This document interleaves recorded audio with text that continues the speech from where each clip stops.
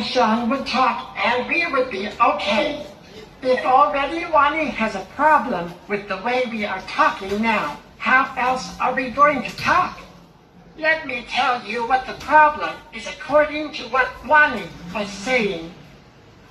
Wani knows that his exes have big yansh. So, the problem now is the yansh. As long as there is yansh, there can never be peace. I don't care what's happening in their relationship.